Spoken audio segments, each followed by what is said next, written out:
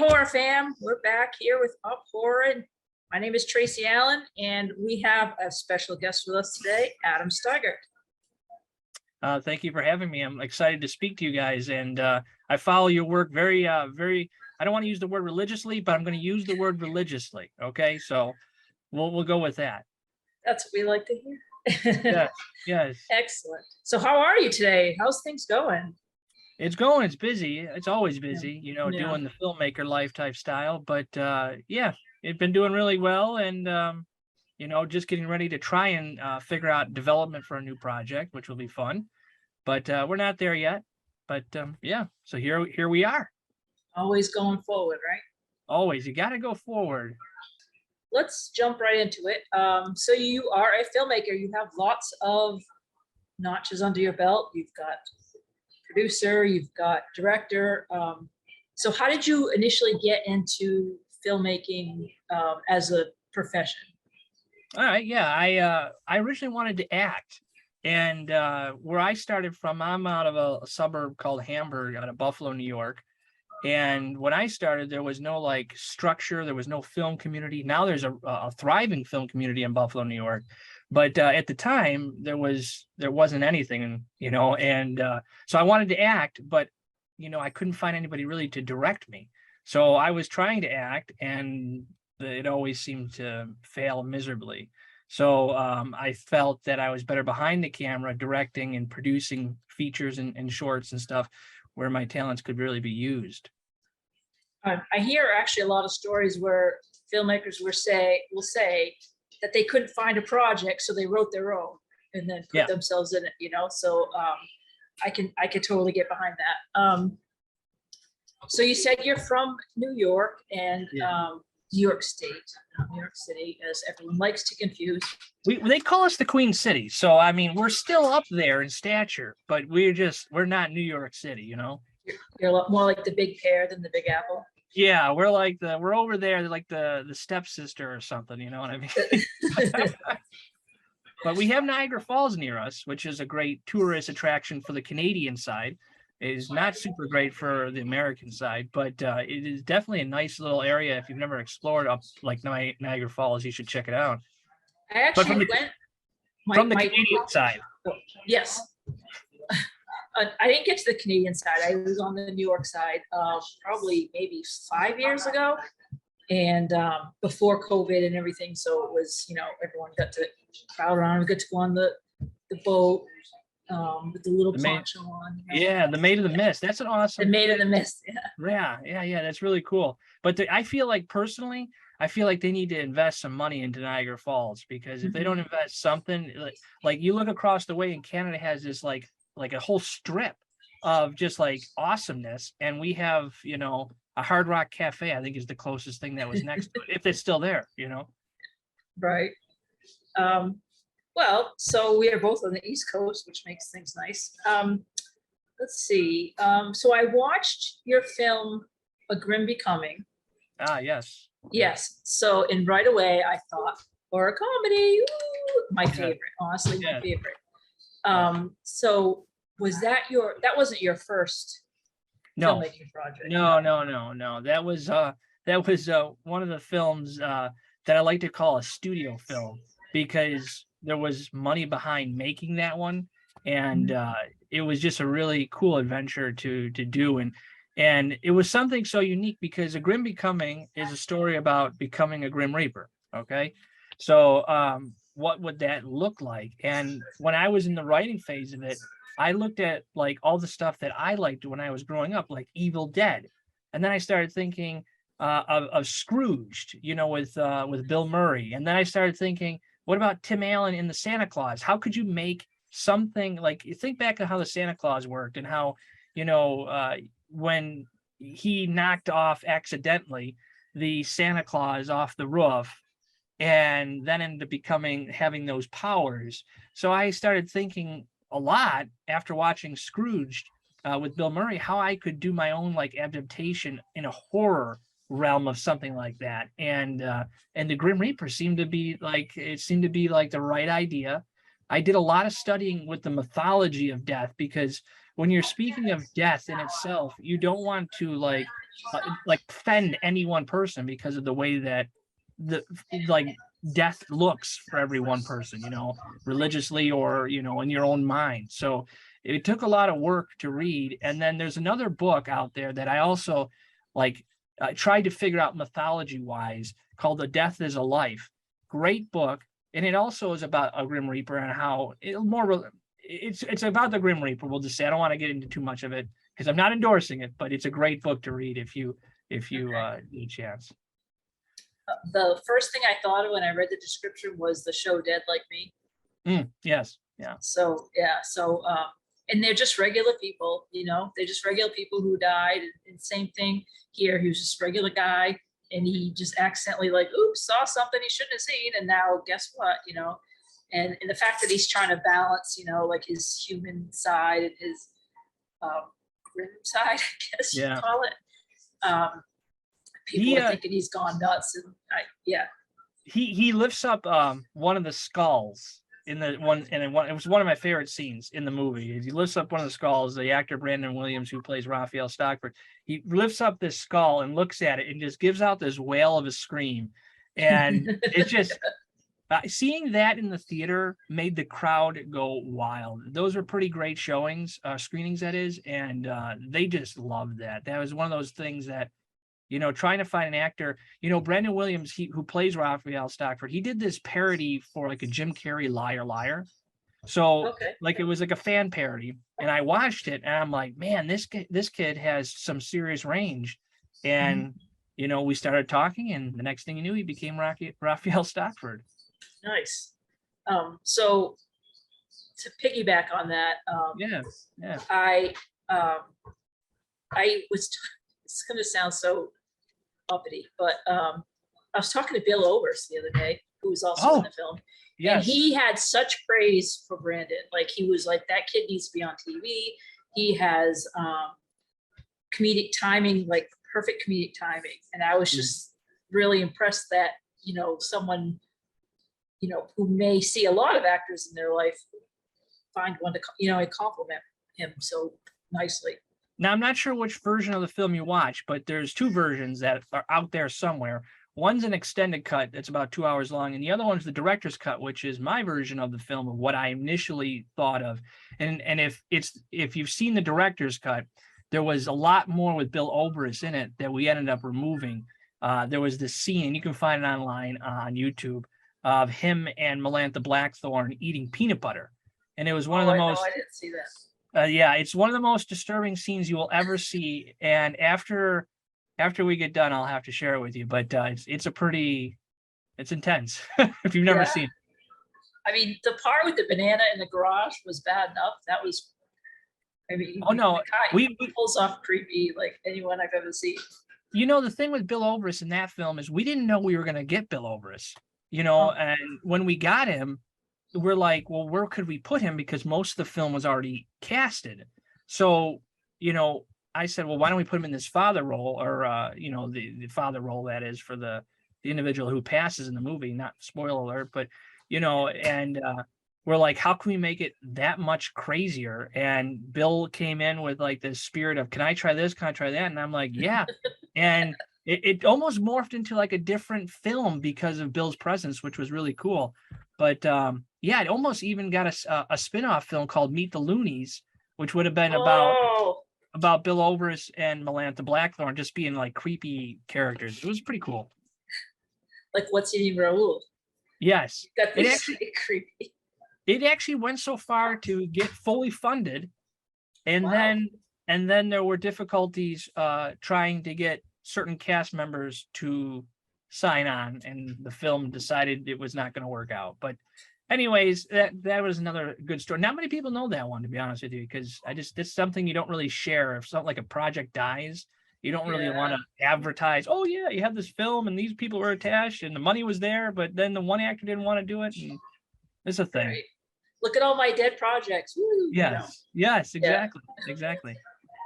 I also wanted to bring up, I can't remember her name. She played the little girl, the snotty little girl. Erin Fitzgerald. She's amazing. Like I at first I'm like, oh, she's just acting like an average preteen, but as she went on and she had all these things happen to her, I was like, wow, she's really got some talent. I was impressed with her too. Erin Fitzgerald is one of my personal all-time favorite actresses to have ever worked with and have worked with. She, I met her on another film called Ombus Alien Invasion. She played a younger girl. And at the time when she was playing the younger girl, I thought she would be so great in a snobby, like grungy type of role. And she wanted me to kill her off in Ombus Alien Invasion. I'm like, I can't kill a kid because she was like 13 at the time. Like, I just can't do it. But I'm like, if I write something and I can do a way, you know, write it in a way where people will hate you, but would love to hate you, if that makes sense, then we could pull it off. But yeah, so I proposed it to her in A Grim Becoming, and she just loved it. And you know, there's a couple scenes with her in like full prosthetic makeup. She was a young actress, and she really worked for that. She was in some of that makeup quite a bit, and full days, long days, hard days. But I would love to work with her again. She's one of those I have not worked with in a couple of years, but she's one of my favorites. You gotta hunt her down. Yeah. Do you have any funny behind the scenes stories besides the peanut butter thing? Oh, well, for A Grim Becoming, there's a scene where two Reapers, and I have to preface it like this, two Reapers fight in an upstairs room. And you can see in one of the scenes, one of the Reapers gets pushed into the wall, and it creates this big hole in the wall. That actually was not supposed to happen. And no. And thankfully, the landowners at the time were renovating it because we left a big hole in their wall. And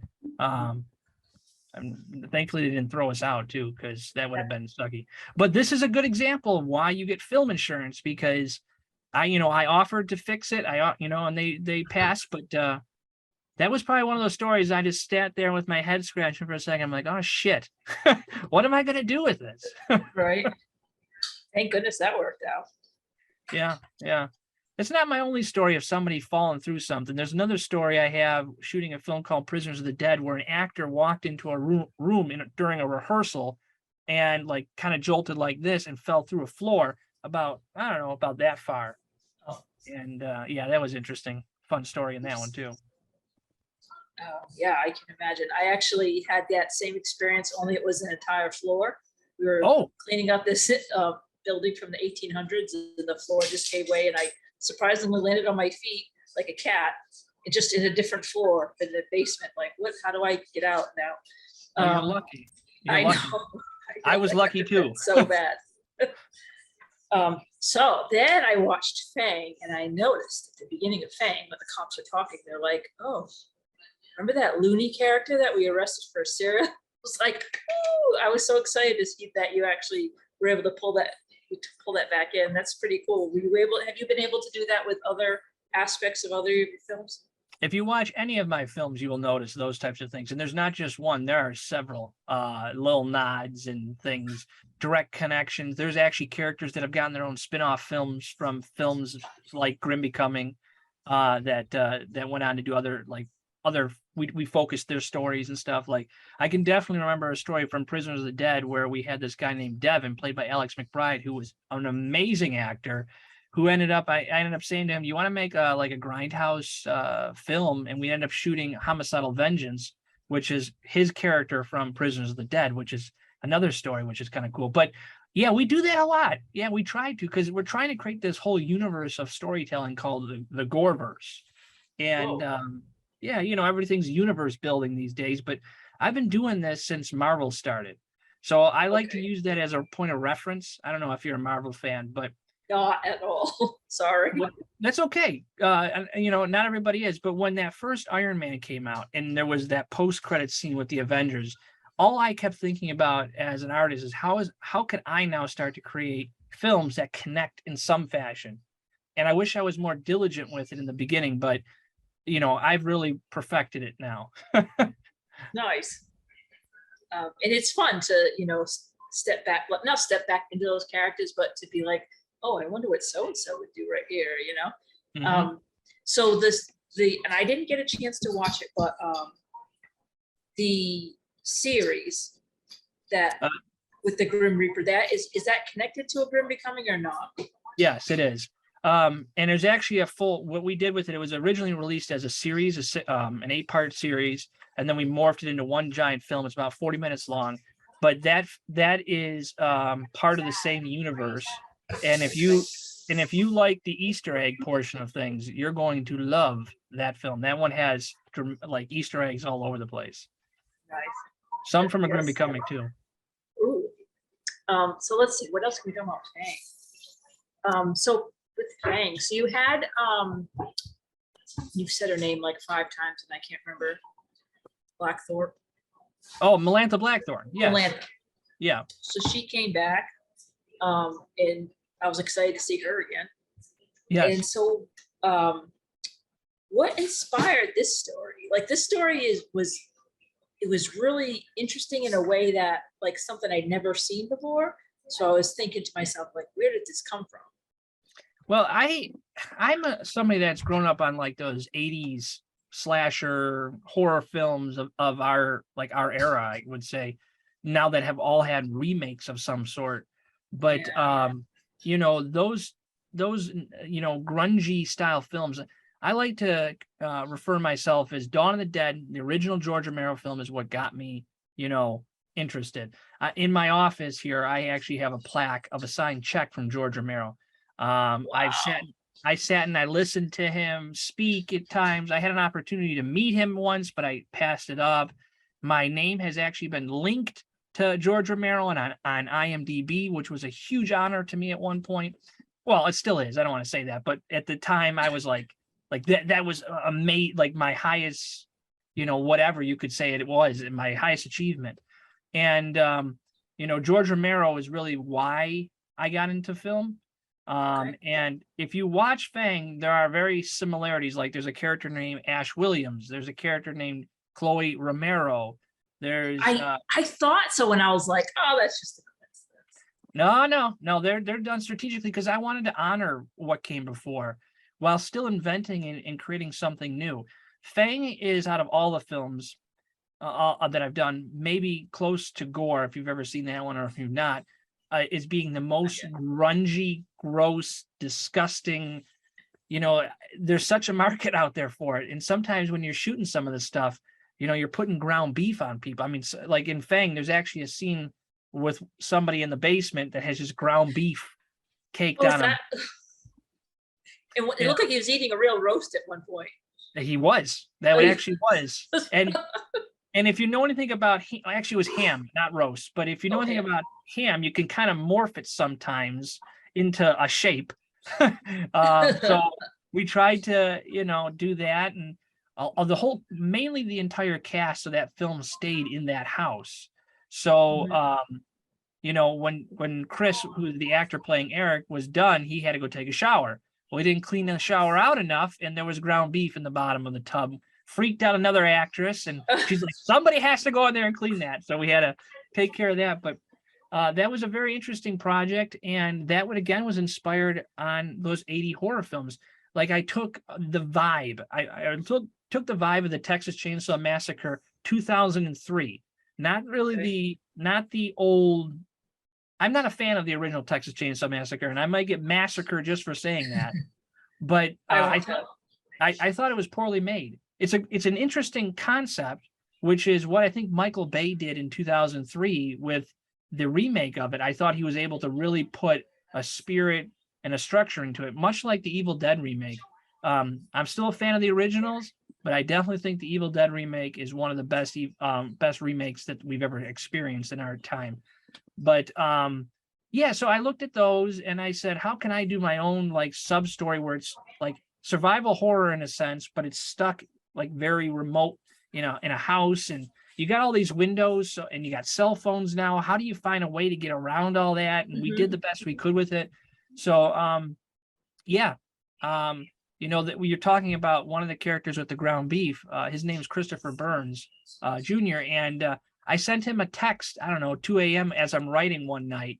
And I'm like, how do you feel about wearing whitey tighties the entire scene? And so when we started doing the makeup work on him, He actually, he got made up by our effects guy, and he didn't look grungy enough. So he sat down in this chair, and I'm like, stand up. And I started pouring blood all over the chair. I poured blood all over him. And then we had some leftover food from the night before. I'm like, go get that ground beef. Let's get that in here too. So we wanted to gross people out is what we wanted to do. And I think we did that. Mm-hmm. We had somebody in the theater. I'll never forget this, that actually had to leave the theater during one of Chris's scenes. And originally his scene opens up his scene opens up the film where he's just sitting in a chair. That wasn't originally there. So we moved it, and I'm like, let's just gross these people out right away and let them know what they're in store for. So there you go. There you go. Kick it off with a boom. Mm-hmm. Mm-hmm. It does remind me though of Texas Chainsaw Massacre, the original, because it reminds me of Night of the Living Dead, because they're all stuck in the house, right? Like you said. Yeah. And then also of Texas Chainsaw Massacre because of the real meat. Because from what I've heard, they had some real not so fresh meat going on those. And I think that those films are more of a stepping stone. Like, they were the first films of their kind, so everyone was blown away by them. But we've seen so much since then that when we look back, we're like, not too big of a deal. As a viewer, we're very desensitized to it. So as an artist trying to bring something new to the table, you got to figure out how can you, the formula, it can only work so much, and it's very hard to develop new ideas. And when you finally strike gold and get it, you got to make sure you really do it justice. Yeah. I've actually tried writing some things myself, and my new thing is to combine genres so subgenres. Like my newest thing that I wrote combines zombies and ghosts. So zombies were once people, correct? Right. So those people have souls. And so what happens when you kill a zombie? Oh, their ghost comes back. Do you know what I mean? Oh, that's a good idea. Yeah. Don't steal it. I won't. I won't. Okay. I trust you. I actually have already made a little shorts for it. So it is out there a little bit. It's called Weight of Guilt. But it's not about me. Good on you. Because that is something very unique. It's not easy to make a film. And that is an original idea. That goes back to exactly what we were just talking about, trying to create original ideas. And you know what? Good on you. Seriously. Thank you. Good on you. Thank you. I want to watch it now. You're going to have to share it with me after I'll just share it to you. Please. You'll send me a Grim Becoming, and I'll send you Weight of Guilt. Oh, now we're dealing. Yes, all right, so now we're even. So let's now we're even. All right. Who's gonna owe who? What would you say is your favorite part of all the filmmaking jobs? Yeah. Probably editing or marketing. Yeah. Marketing, really? Yeah, I think I've gotten really into the marketing element of things. Like, I'm getting to a point now, like, I have 16 or so films that I've done. And, I spent my whole 20s, I'm 35 at the time of recording this. So I spent all my 20s since 20, like, I want to say even younger, since I was in my teens, because I started in high school, but really took it serious in 2008. And I spent all my, like, when people were out partying and doing stuff, I was like focused on, let's get a good job so I can afford, to make a movie, which I did. And then I ended up making these films. That was my singular focus, and met a ton of great people along the way. And it's been such a journey to do stuff like this. And I'm continuing to meet some great people as we're meeting here for the first time, Tracy. So, it's a fun adventure to do these things. But I spent 12 hard years of just like nailed to the ground, or what's the phrase? Nailed a hammer to the nail, like grinding. And I didn't focus enough on more of getting it more known. I only looked at my projects as getting locally known. I didn't think about bigger than that. And now that I'm in my 30s, that's all I'm thinking about, is trying to get more eyes on my stuff. They may not make millions, and I'm not looking for that. I'm looking just to entertain somebody for a few minutes. And if that's something I can take away from it as an artist, to me, that's the most rewarding thing. And honestly, if you're happy with it, who cares what everybody thinks? Yeah, it's great for people to like it, But in all honesty, I mean, you put your heart into it, and it's your heart that needs to be pleased, you know? And if other people like it, that's a bonus. Of course, right. Unfortunately, it's a little expensive to just do for. Well, that's the other thing too. happy. I mean, because unless you love doing this, you got to invest in yourself. That is, if you want somebody to take notice of you, you got to invest in yourself. And that is one thing that I started off with. I spent like $10,000 on making a film once, and didn't bat an eye until I started seeing the credit card payments come in, and realized though that was probably the best $10,000 I ever had spent, because it had started me. And then I started finding producers, people coming in wanting to produce my work versus me having to go to my back pocket and say, here's $10,000. But that's not always how it's been. As I've gotten older, I've tried to get away from producers, not because I don't want to work with them. It's just, I don't know what the right phrasing is, but I basically have just tried to become more self-contained with funding on my films, or on the films I work with and stuff. Mm-hmm. I totally understand that. When we made this short, it's an animation, and we paid for it out of pocket. And because it was animation, it wasn't like a $10,000 thing. It wasn't anything close to that. But we paid for it out of pocket, and that way we thought, like, if someone saw this and then wants to take off from it, they can. But the original idea is ours. No one stuck their finger in it. No one messed with it. Oh, try doing this. What if you do this? We didn't have any of that. So now at least the original idea is out there the way we want to see it. All right. So we asked a lot of filmmaking questions. Now I have some fun questions. Please bring them. Yes. Let's do it. So my first fun question for you today is, and this might take a minute to think about, and that's okay. If you were going to book 2 movies to show at the drive-in back to back for your friends, like the movies you want them to see together, what would they be and why? Any movies, or are you talking specifically the ones I've done? It's up to you. Oh, well, I mean, I got to do a shameless plug if I'm going to do it for my movies, right? Okay. For my movies, I would do Fang and the Horrific Evil Monsters, or Ombus and the Horrific Evil Monsters. One of those combinations would be good. And if I was just to think outside the box and think, what horror movies would I want to see? I would say the original Dawn of the Dead, and you know what? I'll do it. The remake to Evil Dead. I'll even put that in there.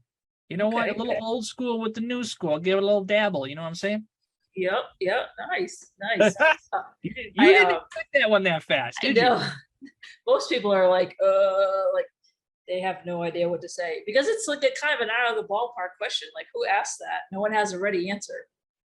I would say like Goosebumps is probably what we should watch, right? Goosebumps. We should totally watch Goosebumps. Goosebumps. Yes. The old ones. Yes. The old ones, like, just on with that terrible acting and that. They were so wonderful. You reminded me of a lot of like, Are You Afraid with the Dark? Are You Afraid of the Dark? Do you remember that show? Mm-hmm. I felt like Goosebumps, the TV show, was something like that. That theme song. I'm trying to think of how it even went now. I don't know. Yeah, with the dog with the yellow eyes, Yeah. And they had like a montage of like different looking things in their opening credits, almost like like a Walking Dead type of thing with like the world, but it was like all spooky stuff. Give me one of those. That's my joint right there. There you go. So, all right, next question. Ready? Yeah, go for it. Zombie apocalypse weapon. Zombie apocalypse weapon. Mm-hmm. Well, I have recently bought my very first like wrench, like solid wrench, big wrench. Because I have to fix a pipe in my house, so I bought a wrench. They are not as easy to swing around as I thought they once were. So I would not go with a wrench. Oh, okay. Can you use like a bazooka? You could, but finding ammo for it would be tough. Yes. I feel like the cliche firearm of some sort, like a shotgun, would probably be good. Maybe something with less recoil, because I feel like a shotgun can recoil pretty hard. And you get tired, you got a horde of zombies on you. You can't just continue to shoot a 6 rounds off or something. What are they, 12 rounds or 6? I don't even know which, whenever, I think there's Well, a 6. shotgun, I think, is 2. Oh, yes. Okay. Well, there you go. So, You see, a double barrel. There you go. like, hold on, let me reload. Yeah. You know. Hold on. Let me put these in. Yeah. Yeah. My boss, just to give us some backstory as to this question, my boss always said that she would use a shovel, and the reason she would use a shovel is because she would sharpen the end of the shovel and use it as a weapon to cut off zombie heads, and then she would also have a shovel for digging graves for people. That's good. That's good. Yep. But I'm going to tell Practical.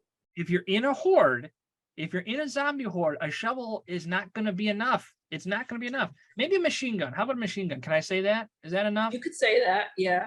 You know, a machine gun. That's what I want. Okay. A little, or if I could have a tank that I could just stay in and it had like things you could run over the zombies or something like that. That'd be interesting. Yes. Fill it up with gas and just tool around, crush everything. Yeah. Oh yeah.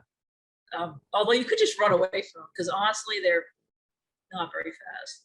Unless you go with infected. If you go with infected, Right. which brings a whole new debate of, are these real zombies or are they just something else? Like 28 days later, like, what are we working with here? Yeah. 28 weeks later, I really enjoyed it. I liked 28 Days Later. Don't get me wrong. I thought it was like groundbreaking. I thought it was a great film. I love the movie, but I have this like extra like love for 28 Days Later or Weeks Later, because it has not Ryan Reynolds, but who is the guy who plays Hawkeye? You don't watch Marvel. Jeremy Renner. Yes. Yep. That was like Jeremy Renner's one of his first films, and it was just such a unique concept to bring people back into an area where there was an outbreak and like see how society handled that. You know, it was a very interesting thing to me. I like that whole concept. Although I don't. Go ahead. Oh, go ahead. No, I'm just rambling. I was just saying, you see a lot of films of the I call it one night, like first night, like the first night of the zombie apocalypse, where everyone's like, oh, sure, they're not gonna run and save my family, and like, you know, you don't see a lot of things that show like we've been living in this for 20 years kind of thing, you know, and we've had children grow up in this situation that never knew anything but this situation, you know. Right. So it is interesting to see like how you think people would eventually come back from that and build societies, and then like, what would the rules be? Like if someone was on their deathbed, obviously you couldn't just let them hang out with grandma, like you have to, but then you're, again, that person is still a person until he dies, so you don't want to just show him out the door. Right. You know? So there's like all these different ideas of different ideas that people don't think about often. We need that now, because we're getting into a very saturated, in a sense, market of the same type of scenarios, but people love it. Everybody loves to know how the infection starts. You know, that's like the one big fail that Robert Kirkman has done on The Walking Dead, is he just has not explained that. You know, in the beginning, at season 1, are you fan of that one? Yes. Season 1, you had the guy go to the CDC, he whispered into his ear some shit, and now, you know, the show's about to end and we don't know what happened. I mean, come on. He whispered in his ear, we're all infected. Yes, that's right. You're right. But I thought there was a time, maybe I'm totally mistaken. See, now you're a bigger fan than mine. Than I am. I'm sorry. I just remember random things. No, but that's great, because like I feel like they should have explained it. Now, there's a lot of people out there that I think it's explained in the comics somewhere, but I lost interest in the comics after the TV show really started like failing for me. Like I didn't like season 2. I did not like it. When Frank Darabont left, that's when the show was like before it was about humanity and trying to keep our humanity. And then after that, it was just like, let's see who can kill today, and these people are bad, and let's kill them all. There was a whole big bullshit thing with him in the studio, and he either got, I don't know, if money got taken away from him, or he wanted to make, like, if I remember the quotes from way back in the day when this is a big thing, because if you remember season 1, it was like a film almost, and the studio wanted to make certain cuts, and then, you know, that's why they killed Dale off so early on, is because when Frank said he was done with the show, the other actor said he was done with the show. So I mean, that's another reason why, like, what's her name? I can't remember her name anymore. Alexandria, Alex, or what? Andrea. Andrea, yes, Andrea. But she's like a main character of the whole series, and then you kill her off in season, what was that, 3? Yeah, yeah. Anyways, I digress. You're gonna That's get me on okay. another soapbox with that. Oh goodness. Hey, well, we got another 45 minutes now. We're good. We're good. I had also interviewed, to stay on the soapbox, because why not? I interviewed. All right, so in season 1, remember when Rick is going down the street on the horse, and then he has to jump in the tank? Yes. And then there's a zombie in the tank. So the original season 2 was supposed to have that zombie's backstory. Like, that's what it was supposed to be like the humanity of everything. So they had this whole story, and I interviewed the actor who played him. His name is Sam Worthington somethington. And he was actually in Tales of Halloween as well. Okay. But like you could tell there was like heart in it. And that's the thing about what happens in the zombie apocalypse is you're either a Rick or you're a Shane. You know what I mean? Shane right away is just like, we need to just kill everyone that we don't like. And Rick's like, no, we got to keep our humanity. And you could tell it was like season 1. Then by the end, Rick was just like, oh, let's kill everything. Like he like, you know what I mean? He eventually became a Shane, So it would have been interesting to see the take on it from Darabont's perspective right through. Yeah. I definitely think he was a huge asset to have. Like, he was like really spearheading that project, and to have the loss of him, it just, some of the like we said, some of the things just didn't make sense in season 2, and I'm like, come on. Yeah.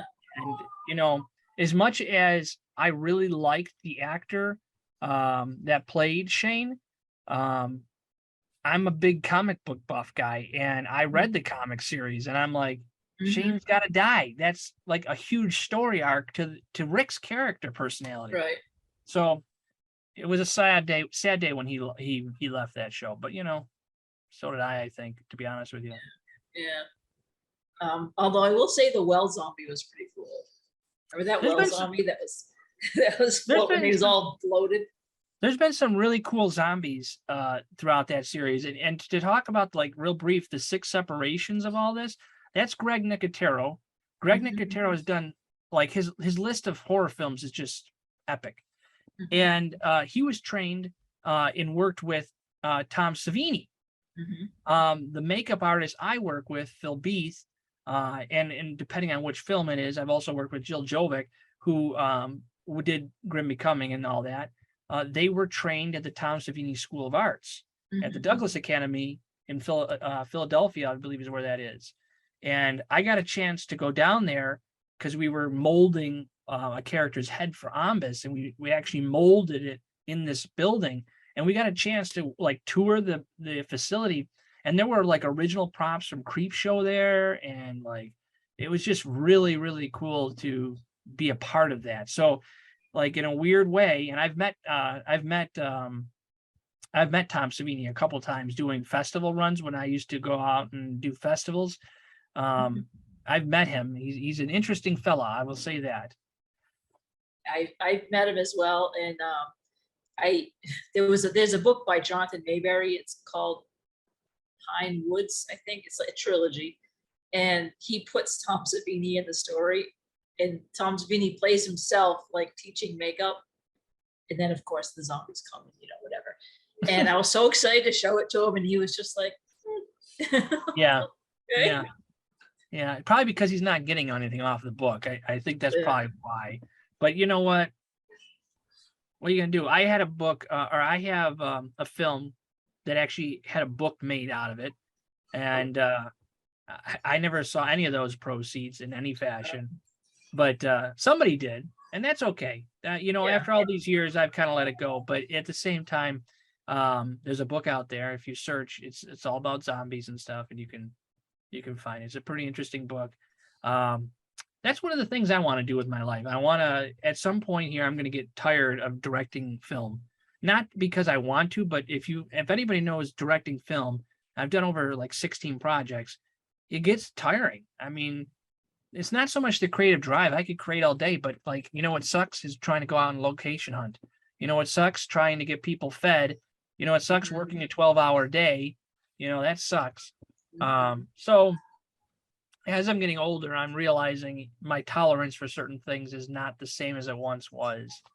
But I'm still here, still looking to make some good stories yet to come. But I'm a little tired. Yeah, that's why you got to get into animation, man. No locations. You can have any effect you want without the cost. It costs the same to draw an explosion as it does to draw a person. I thought about producing and directing an animated show, but I was thinking of doing something like Photoshop type of stuff where you would take shots of actual people and then morph them however you wanted to morph them. That's something I've been thinking about doing, because I think the picture would be super ultra sharper than anything on film. And I think if done right, and we know that some things can be done right, it could look really cool. Think of I'm not sure if you're a Cartoon Network fan or were at any point, but Aqua Team Hunger Force. You ever see that? Oh, yeah. You did see that with Meatwad and all that? Yeah.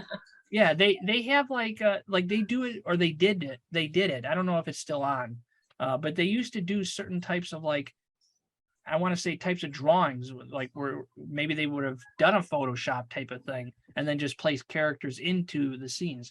So it's interesting. Got me thinking. Yeah, the animator we use, his name is Joseph Daniel Rodriguez. He's brand new. He's just a baby. He's like 25 years old, and he created this way of animating where you draw something and then just pivot everything. So if you could do that and get like your 360-degree picture, and then you could take that and do whatever you wanted with it, really, as animation, that would be pretty cool. You got me thinking. Yeah. You're gonna get me in trouble, because right now I'm trying to develop something else, and then I get on this artistic flair. I'll be like, how am I gonna do this one now? Yeah. See, now we have a project. Yes, now we're producing together. That's right. So we're making it happen. We're making it happen. Yeah. Even in the middle of an interview, it happens. Yeah. Hey. Inspiration. Any inspiration comes from any form, and if you're a true artist, you can pick up those little things here and there, and away you go. I love what you folks do at PopHorror. I really do. Like, I've been following you for quite some time now. How long have you guys been you folks been doing it now? 2016. It's been a while. I feel yeah. Good to keep up with it, because a lot of horror sites, they unfortunately putter out after a while. But it's good to see somebody with some stature in that game, really devoted to giving us the news. You know what I mean? And I appreciate that. We try to be very we have a lot of writers, which is great, because none of them get paid. We don't get paid. I don't get paid. So that's the life of an artist. Right. So the fact that we're all doing it for free, you can't be I've seen other site owners who are very all right, I'm going to give you this movie. I need you to have it in by Friday, and I need you to do this and that and that. And then people are like, I'm doing this for free. Why am I watching movies I don't like? Why am I working on a Thursday night at midnight when I have to work tomorrow, And so we've always had the idea of here's what we have. If someone wants to review it, fine. If not, it doesn't get reviewed, and that's fine, because there's plenty of other stuff to get reviewed out there. Right. We do have specific filmmakers who will contact us and say, can you review this film, which is fine. And I try to, offer it to everybody else. And if no one else wants to take it, then either me or my site partner, Tori, Danielle Romero, no relation. Oh, come on. No, I know. Come on. She married into the name, but still it's fitting. All right. But if if one of us will do it, so we will always take the filmmakers, assignment, I guess you could say, into consideration. But as far as news or interviews or anything like that, we've never assigned anything to anybody, and I think that helps people want to stay, and having them stay, and even if they do one thing a month, if you've got 40 people and they do one thing a month, that's still 40 things. Right. And it keeps your traction going. It keeps your traction going too. Yeah. But you have to have a love for what you do with this. I mean, you must really want to, get the horror news out there. I will tell you, a lot of things these days are getting to a point where horror, true horror, like the stuff like Fang or like Texas Chainsaw Massacre or anything else we've mentioned throughout today, they're starting to become further and further and further away. And there's nothing coming in to replace these things. Right. And it's good to have somebody out there, a group of people, even, like I said, PopHorror doing it, to help still keep that alive. Because when people start, how do they say it? You're only good if people are talking about it, or something's only good if people are talking about it or something like that. At some point, if bad publicity is good. Yeah, good. Yeah, I've had my share with that, but that's the truth behind the matter. It's just there's no one producing these types of really grungy horror movies anymore.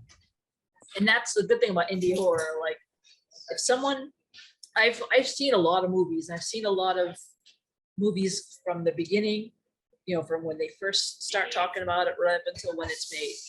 And there's a huge difference between an indie film that's made by fans and created by people who are passionate. It might not have the best effects and the best acting and the best music, but you know what? The story is good. And you can see that the people are really interested in doing it. And then you've got, if you've got like some big, huge Hollywood movie where there's producers who are like, oh, change this and change that. And everything, nothing is the way it initially was supposed to be. And then say they pick up a book and they're like, we're going to make a movie out of this book. And then you watch the movie and you're like, that was nothing like the book, because so many producers were like, well, I don't think we should have that in it. You know what I mean? So that's another reason. That's another reason, going back to the producer element, is, everybody wants control. That's the thing. And when everybody wants control, sometimes the vision that what made so much interest starts to get lost. Yep, definitely. So I think that with indie movies, the vision generally stays true. Yeah. And I think that if anyone were to offer me money to make a big mass market movie, I wouldn't even want to be involved in it, because what's the point? My little tiny voice being involved in this big thing, yeah, it might make some money, but you know what? What's the point of being involved in something that's, someone's going to overrun everything you say anyway, Well, studio involvement has been a real thing, and it's become even worse over the last couple of years. I mean, again, I don't want to trump on just superhero movies, but if you look at like the Marvel movies and the DC property, which is in shambles, these entities or these groups, they got like valuable IP that they're fond of, like they're just screwing up left and right. And it's because there's too much studio involvement and the vision is being lost. Right. So, and the people involved in it are not fans, so they don't know what they're messing with. Absolutely. Yeah. Somebody that doesn't know a thing about James Bond should not go out and make a James Bond film. Right. Okay. I mean, I'm all for women in all types of positions, but I know that there was a thing a while ago about trying to cast a female James Bond. I don't think that would work. I don't think that would work, at least in my view, just because of how his story arc. But I think women in horror especially are always lead characters. If you look at any of the films I've done, I've always had mainly the very female centric, and generally they're the story arc that we follow, and that's just like what I like to watch. I mean, when I think of horror movies, I hate to say it like this, but I'm still a guy at the end of the day.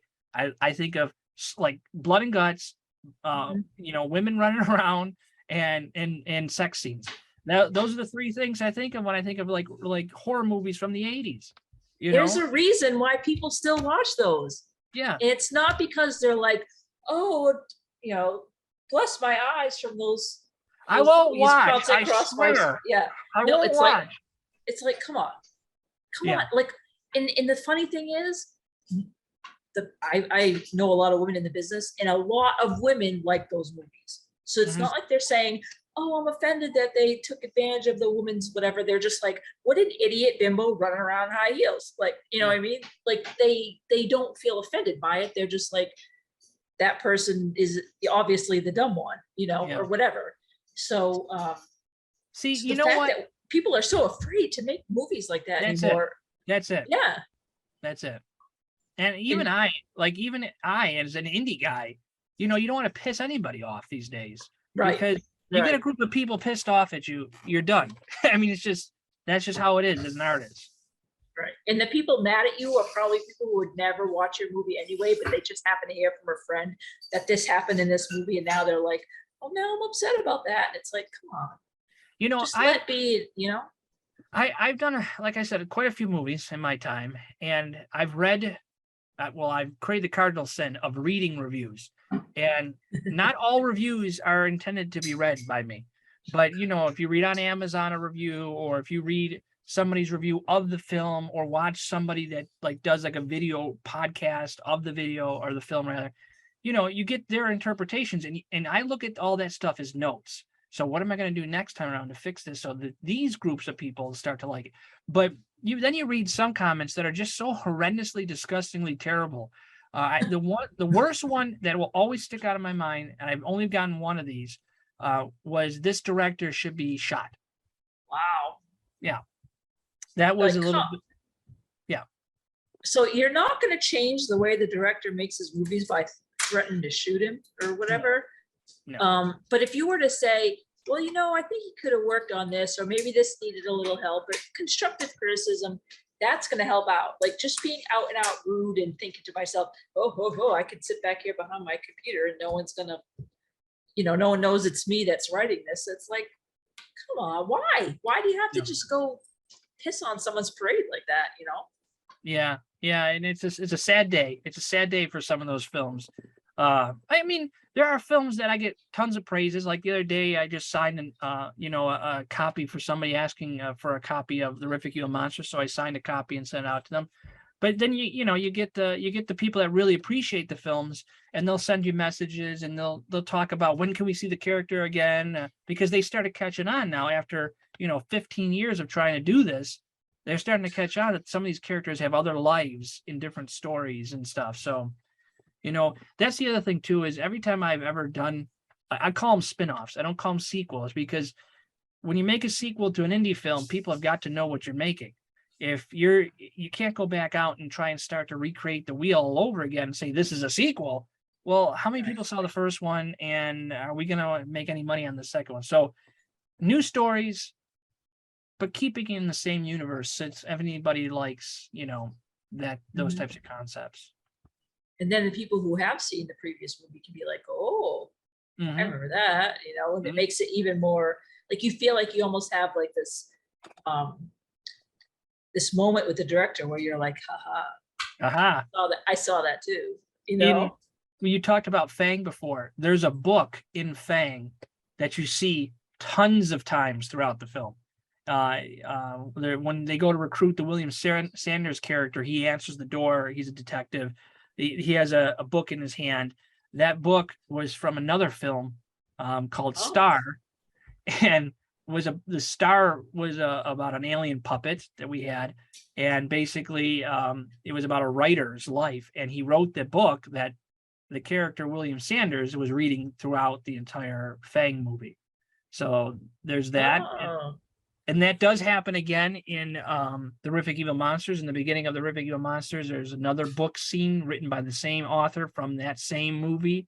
So those are, there's so many things out there. You can nitpick any of these films and really get you can really get a good feel off of them, and, a little bit extra enjoyment out of it if it brings you joy, Yeah. And that's the point, right? That's it. I'm only here to entertain you. Right. Scare the pants off you, and hopefully you have a good time doing it, right? Yes. Cheers. What are you drinking there? Anything good? Cranberry juice? Blueberry lemonade. I had a lemonade today. It was raspberry. It was so good. Yes. Mine's warm now, so it's kind of more sour than anything else, but hey, it works. It works. It works. All right. Another random question. If you could pick the mind of any filmmaker or actor or any cast or crew member, living or dead, to get advice from them, who would it be and why? That one I don't have a quick answer to. There's several people that I would love to have met, but I've really been somebody that's always wanted to do my own thing. I don't want to tell somebody else's story, but I would definitely ask a few questions. I would. Although as far as who I would ask, I'm not really sure. I think I might be very interested in maybe like a Vincent Price. I had the opportunity to meet George Romero and I passed that up. So maybe I'd go back and do that. But yeah, I don't really know. But I think for some reason, Vincent Price, Rodney Dangerfield, those actors, they stick out to me for some reason. Rodney Dangerfield, just to be brief on that, he wasn't anything super amazing, but when he did his stand-up was spot on. I didn't really enjoy all of his movies. I didn't. I was not a big Rodney Danger fan when it came to his films. But you know what? His stand-up was like spot on. I'm losing to a rug. Yeah. That's from Aladdin, just so everybody knows. But it was a mock. It was Robin Williams doing an impression of Rodney Dangerfield. And he's like, I'm losing to a rug. Sure. What do you do when you're not working on film? When I'm not working on film, I'm sleeping. Oh, okay. I work, I would say, if I'm not doing my normal job, I'm doing my other job, and that generally goes long. So I probably put in a good 40 plus hours a week on that too. I sleep. Okay. Oh, that's a good answer. As of late, I've been scrolling through TikTok a lot for some strange reason. So there's that too. You can fall into a TikTok hole that will last a long time. You're like, just one more. And then it's like 3 hours later and you're like, my hand. I wanted to watch TV. I wanted to watch TV. Now it's time for bed. Yeah. All right. This is my last question. All right. What scares you? What are you afraid of? What am I afraid of? Ghosts. Ghosts. Okay. Yeah. I'm not so much afraid other than the fact of seeing one. Like I've caught EVPs before doing sound on films. And that's cool. That scared the shit out of me. But I'll have to send you that link after we're done. But I've caught them, I would hate to walk out into a hall and there's a hall this way, and that's why I'm looking that way, just kind of peering now out of my eye. But I would hate to go into a hall and just see somebody standing there like a shadow, just standing there. That would scare the shit out of me. But I mean, well, yeah, exactly, right? But you know what? It would intrigue me too, because like we know they exist. So what are they? Are they us, or is it something else? I mean, what is it? What do they want? Yeah, what do they want? And what can I help them with? Yeah.